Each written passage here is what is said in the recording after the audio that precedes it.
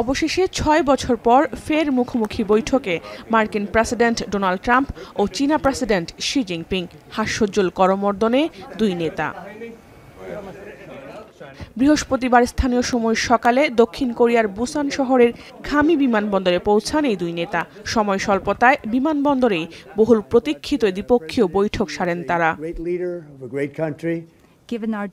বৈঠকে ট্রাম্পের সঙ্গে উপস্থিত ছিলেন মার্কিন ভাইস প্রেসিডেন্ট মার্কো রুবিও এবং ট্রেজারি সেক্রেটারি স্কট বেসেন্ট। অপরদিকে শি জিনপিং এর পাশে ছিলেন চীনা পররাষ্ট্রমন্ত্রী ওয়াং হি সহ আরও কয়েকজন। প্রায় ৪০ মিনিটের এই বৈঠকে দুদেশের বেশ কয়েকটি বাণিজ্যিক ইস্যুতে ইতিবাচক সিদ্ধান্ত হয়েছে বলে জানিয়েছেন মার্কিন প্রেসিডেন্ট, যার মধ্যে উল্লেখযোগ্য বেইজিং এর সঙ্গে বিরল খনিজ নিয়ে ১ বছরের চুক্তি।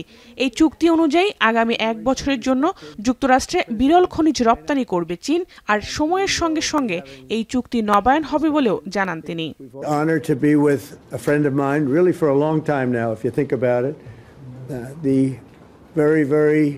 Distinguished and respected President of China, and we will be having some discussions. I think we've already agreed to a lot of things, and we'll agree to some more right now.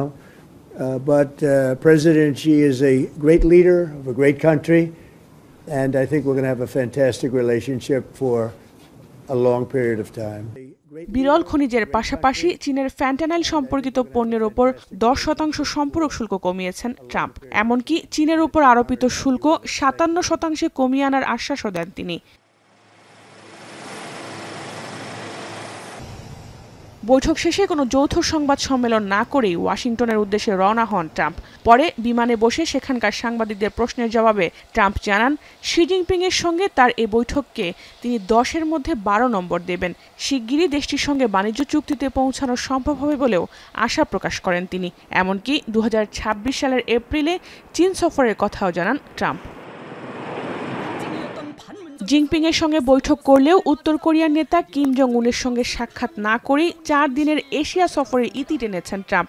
তবে কয়েকদিনের মধ্যেই বন্ধু উনের সঙ্গে দেখা করার কথা জানান তিনি। জাহানারা ভুঁইয়া, এখন বিশ্ব। শিয়া বাটার ও ভিটামিন ই সমৃদ্ধ লিলি বিউটি সোপ, তারুণ্যময় উজ্জ্বল ত্বকের জন্য।